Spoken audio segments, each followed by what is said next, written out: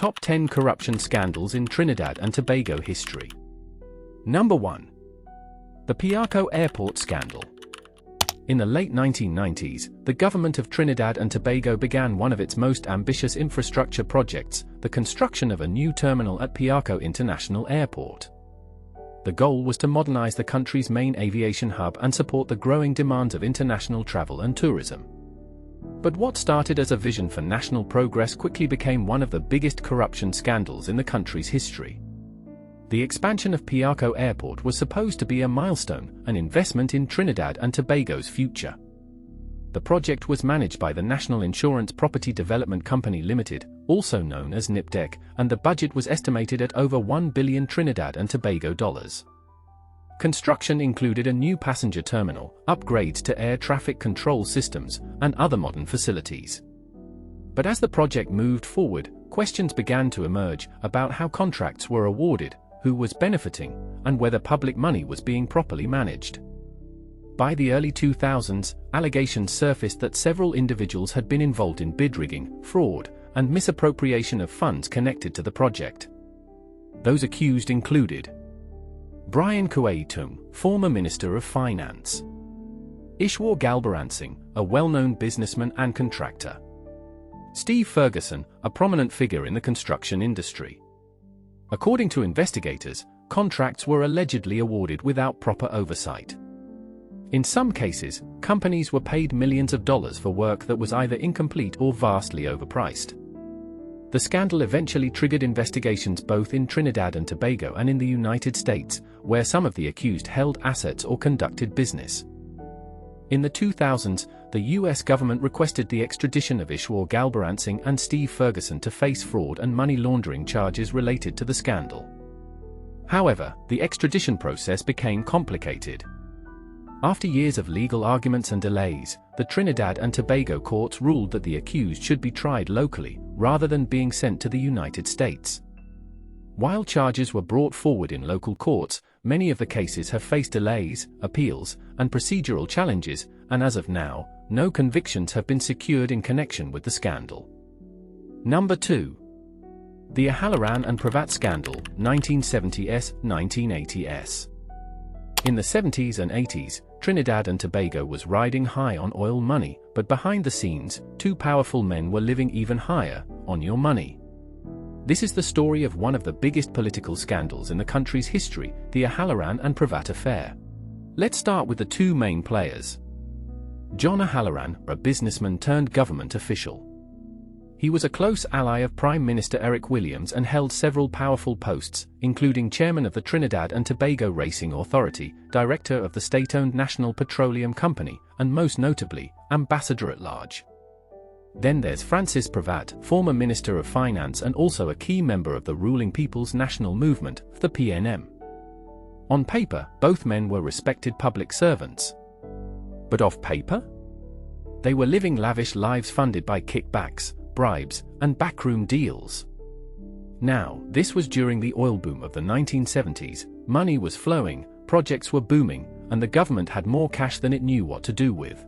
But instead of building schools, hospitals, or infrastructure for the people, a lot of that wealth was quietly redirected into offshore accounts, Swiss bank vaults, and luxury lifestyles. John Aalaran was accused of accepting millions of dollars in bribes from foreign companies in exchange for government contracts. Most notably, a Canadian firm named Cementation allegedly paid him over $10 million in kickbacks for contracts in Trinidad.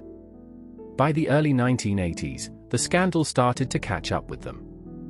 Whistleblowers came forward, investigative journalists connected the dots, and public pressure mounted. But here's the twist: before he could be prosecuted, Aalaran fled to Canada, where he lived comfortably until his death in 1985, never facing trial in Trinidad and Tobago. Francis Pvat, on the other hand, was charged. He was accused of misusing public funds and facilitating corrupt deals. But after a long, drawn-out legal process, he was acquitted due to insufficient evidence. Yep, no jail time. No real consequences. The Aalaran and Pvat scandal became a symbol of government corruption in Trinidad and Tobago. It was one of the first times the public saw just how deep the rot went, how political power could be used not to serve the people, but to enrich the elite. It also sparked serious conversations about transparency, public accountability, and the need for anti-corruption mechanisms. But to this day, many Trinidadians still feel that the rich and powerful always seem to escape justice. Number 3. TnTHistory's Calder Heart Scandal. In the 2000s, billions of taxpayer dollars were pouring into megaprojects across Trinidad and Tobago, schools, hospitals, skyscrapers, you name it. But behind the scenes?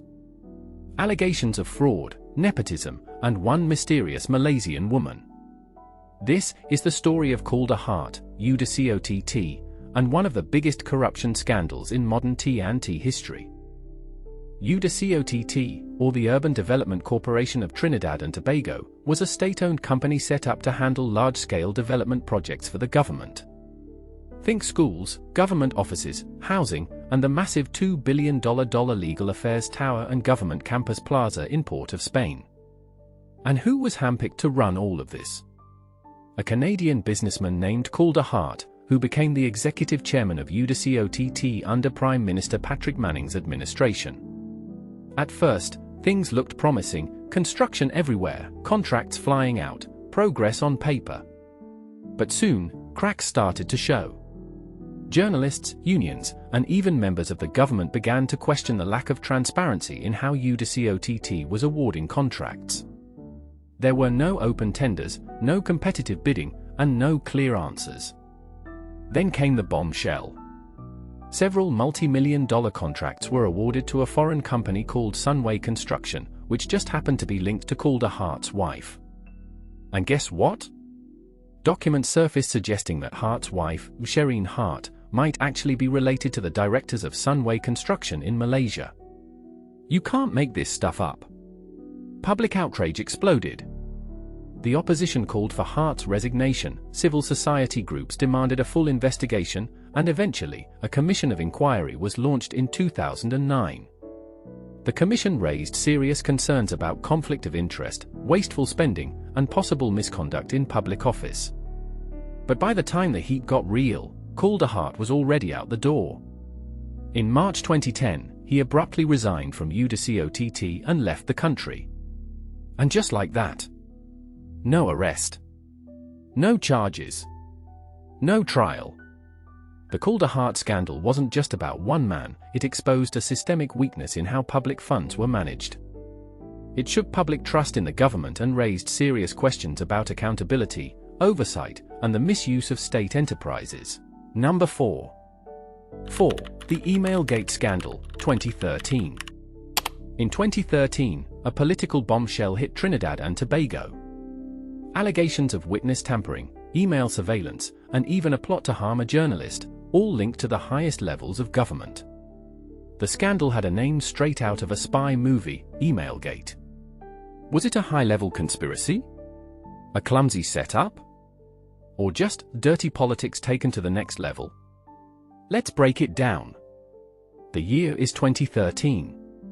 The People's Partnership government is in power, led by Prime Minister Kamla Persad-Bisesa, with Attorney General Anand Ramlogan and National Security Minister Gary Griffith holding key positions. Then comes the shocker. Opposition leader Dr. Keith Rowley takes to Parliament and reads out a series of explosive emails.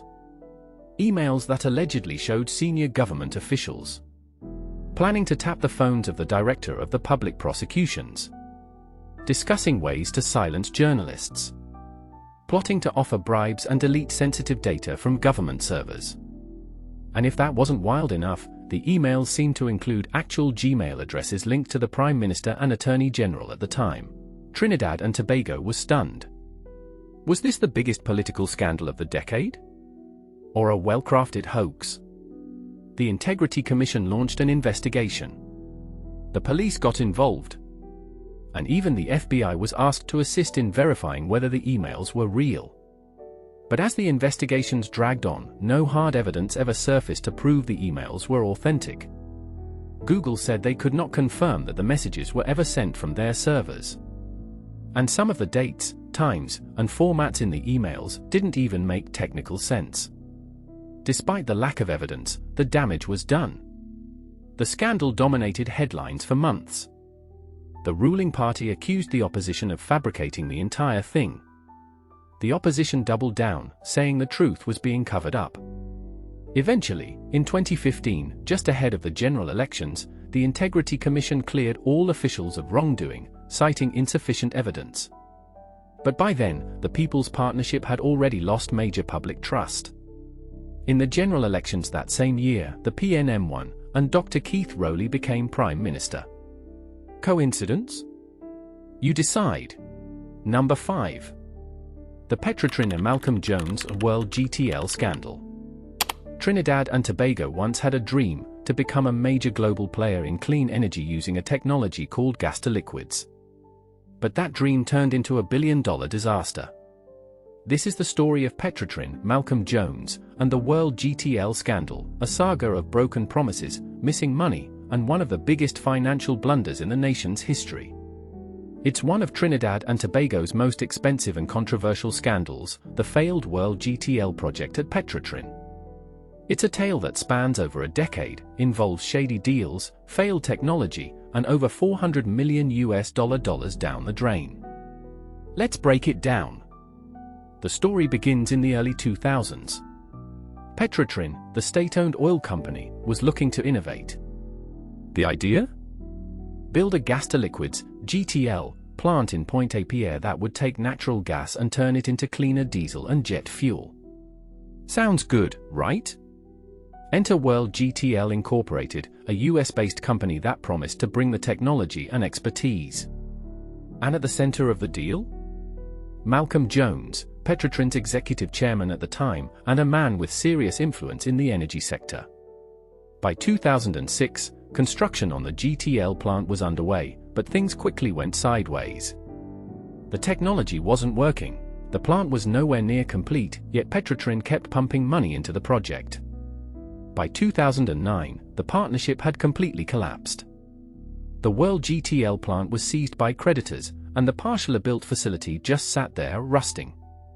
Meanwhile, Petrotrin was left holding the bag, having invested over $400 million in what would later be called a failed science experiment. Naturally, the finger-pointing began. In 2011, Petrotrin filed a civil lawsuit against Malcolm Jones, accusing him of mismanagement, negligence, and approving massive payments without board approval. But here's the twist.